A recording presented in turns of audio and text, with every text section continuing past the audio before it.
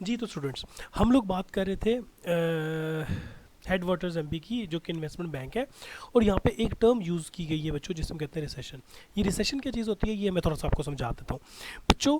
एक चीज़ होती है जिसको हम लोग कहते होते हैं इकोनॉमिक साइकिल। ये बच्चों चूँकि फाइनेंस की टर्म है और हम लोगों को इसको बहुत ज़्यादा डिटेल में तो नहीं पढ़ना, लेकिन थोड़ा सा समझा दूँ, चूँकि लफ्ज़ इस्तेमाल हुए तो हमें मालूम होना चाहिए बच्चों। कोई भी इकोनॉमी जो होती है ना, वो 4 फेजेस से गुजरती है। उन 4 फेजेस को हम लोग कहते हैं इकोनॉमिक साइकिल। वो 4 फेजेस कैसी होती है बच्चों, ये यूँ होती है, ये एक साइकिल है, एक चक्कर है, ठीक है जी।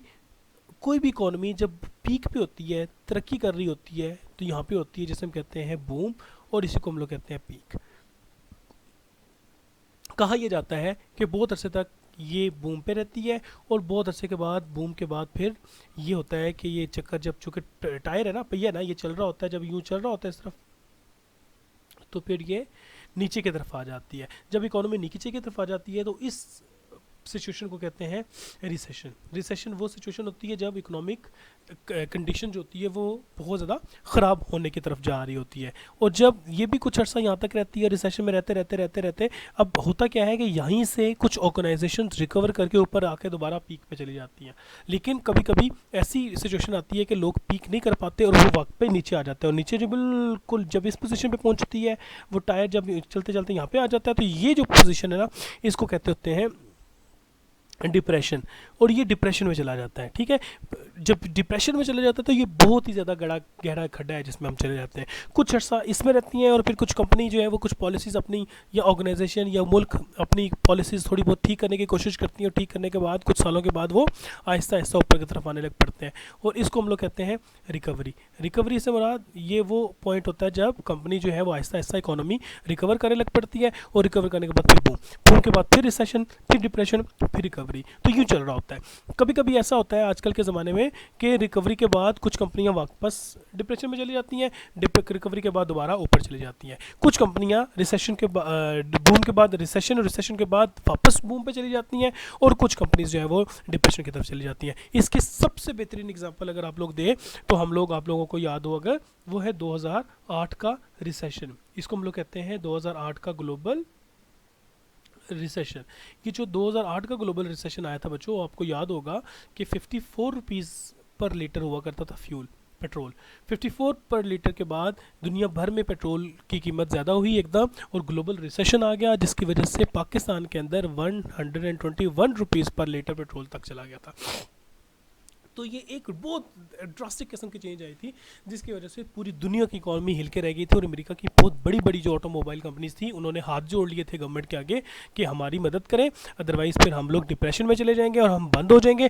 तो फिर गवर्नमेंट ने उनको सपोर्ट किया था, अमेरिका की गवर्नमेंट की बात मैं कर रहा हूँ, ठीक है जी। तो अब ये जो रिसेशन की सिचुएशन होती है ना बेटा, ये वो सिचुएशन होती है जो बहुत ज़्यादा खतरनाक सिचुएशन होती है। हालात कोई बहुत अच्छे नहीं होते। जब हालात बहुत अच्छे नहीं होते इस कंपनी के, तो वो कंपनी जो है वो सोच रही होती है किस तरीके से हम अपने एक्सपेंसेस को पूरा करें, ठीक है, किस तरीके से हम अपने एक्सपेंसेस को पूरा करें। तो ये क्वेश्चन होता है। तो ऐसे सिचुएशन में क्या करती हैं कंपनीज, अपने ऑर्गेनाइजेशंस के अंदर एक और टर्म यूज़ की जाती है जो हम कहते हैं डाउन साइजिंग। अपनी कंपनीज के अंदर वो कंपनियां क्या करती हैं, डाउन साइजिंग करती हैं। डाउन साइजिंग से मतलब ये है कि एम्प्लॉयज़ अगर 50 एम्प्लॉयज़ हैं, तो वो बहुत ज़्यादा तादाद में एम्प्लॉयज़, यानी कि 20 एम्प्लॉयज़ को निकाल देते हैं, माइनस कर देते हैं, और 30 एम्प्लॉयज़ के साथ काम कर रहे होते हैं। तो 20 एम्प्लॉयज़ की चूँकि सैलरी वो पे नहीं कर पाते, रिसेशन की वजह से एक्सपेंसेस मीट नहीं कर पाते, तो वो लोगों को निकाल देते हैं। समझ आ गई मेरी बात। तो ये रिसेशन, इस हवाले से रिसेशन में इस तरह के डिसीजन जो है वो लिए जाते हैं जब कंपनीज जो है वो सर्वाइव करने का प्रॉब्लम आ जाता है, और क्वेश्चन होता है कि किस तरीके से सर्वाइव किया जाए। तो फिर कंपनीज इस तरह के डिसीजन लेती है, और यही काम जो है वो हेडवाटर्स ने किया, ठीक है जी। उन्होंने क्या किया, रिसेशन के दौरान उन्होंने भी एक बहुत अजीब सा सिचुएशन जो है वो देखी, और कैसे सिचुएशन उन्होंने फेस किया। उसके बाद उन्होंने डिसीजन लिया, when the company's board of director gave senior management complete freedom to ensure company survival. Company का सर्वाइवल का प्रॉब्लम आ गया, कंपनी सर्वाइव नहीं कर पाती अगर वो कोई बहुत अच्छा डिसीजन ना लेते, तो सीनियर मैनेजमेंट वाले, तो बोर्ड ऑफ डायरेक्टर्स ने क्या किया, सीनियर मैनेजमेंट से कहा कि आप अपनी मर्जी से जो मर्जी फैसला करें। फिर सीनियर मैनेजमेंट ने क्या फैसला किया, they made a bold move. Bold move मतलब बहुत खतरनाक किस्म का और बहादुर किस्म का उन्होंने मूव किया। क्या किया, all but 7 key employees were laid off। Although this does not sound very responsible of or resourceful, it invited those laid off employees to form an independent member firm. अब ये इन्वेस्टमेंट बैंक थी। अच्छा जी, ये investment bank थी तो उन्होंने क्या किया, आई डोंट नो, यहाँ पे ये तो नहीं लिखा हुआ ना कि उनके एम्प्लॉइज़ कितने थे। उन्होंने अपने सारे के सारे एम्प्लॉइज़ जो निकाल दिए, सिर्फ 7 एम्प्लॉइज़ उन्होंने अपने पास रखे, बाकी सारे निकाल दिए। क्या मतलब, डाउन साइजिंग कर दी, इतना साइज डाउन कर दिया कि सिर्फ 7 मेंबर्स को रखा, बाकी सब निकाल दिए। और फिर वो जो लोगों को निकाल दिया था, ज़ाहिर है उन्होंने तो नौकरी करनी थी, तो उन्होंने अपनी छोटी छोटी फर्म्स बना ली इसी तरह की। Now headwater shares investment transaction to those firm. अब क्या होता है, ये जो हेडवाटर बड़ी कंपनी है 7 मेंबर वाली, उसके नीचे जो छोटी छोटी कंपनियां बना ली उन्होंने।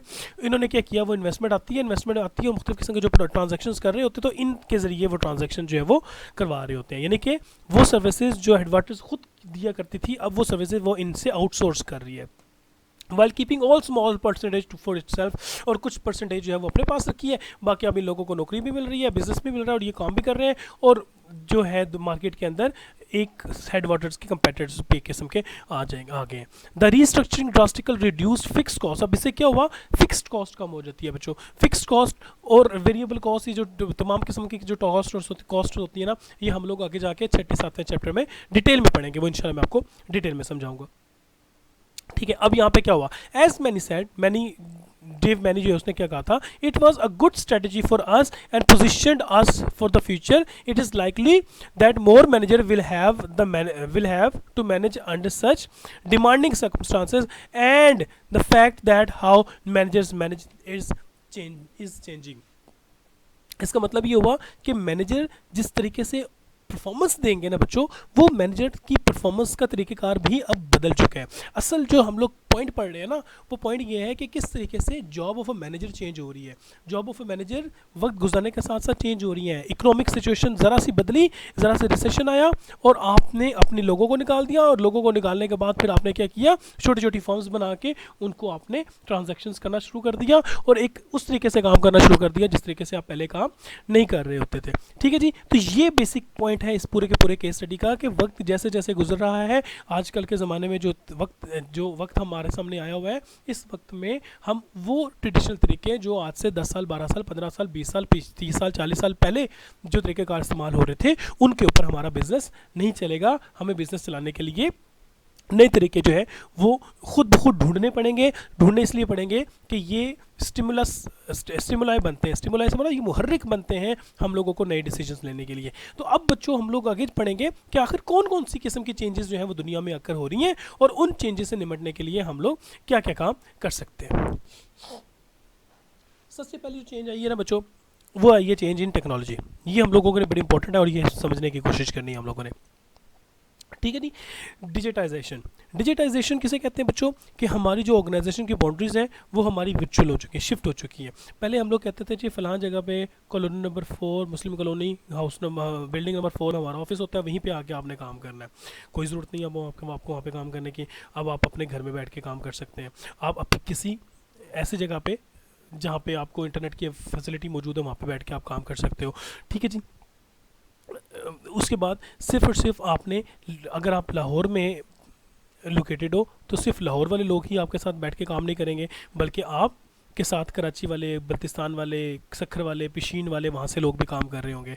फिर ये होगा कि आपकी बाउंड्री जो है वो सिर्फ और सिर्फ आप ये नहीं कहेंगे कि हम सिर्फ लाहौर के कस्टमर्स को डील करेंगे, नहीं, आप पाकिस्तान भर में मुख्तलिफ लोगों को डील कर रहे होंगे, ना सिर्फ पाकिस्तान भर में बल्कि पाकिस्तान से बाहर मुख्तलिफ लोगों को डील कर रहे हैं। इस मुख्तलिफ जो कस्टमर्स हैं उनके सोल्यूशंस जो है वो आप उनको निकाल के दे रहे हैं। तो उसका मतलब ये हुआ कि जो बाउंड्रीज होती है ना ऑर्गेनाइजेशन की, वो अब शिफ्ट हो रही हैं। अब एक मोहल्ले की दुकान नहीं रही, एक मोहल्ले की ऑर्गेनाइजेशन नहीं रही, एक इलाके की, एक शहर की या एक सूबे की ऑर्गेनाइजेशन नहीं रही, बल्कि अब आप निकल के नेशनलाइज हो रहे हैं और नेशनल के साथ इंटरनेशनल और फिर ग्लोबल ऑर्गेनाइजेशंस बन रही हैं। ठीक है जी।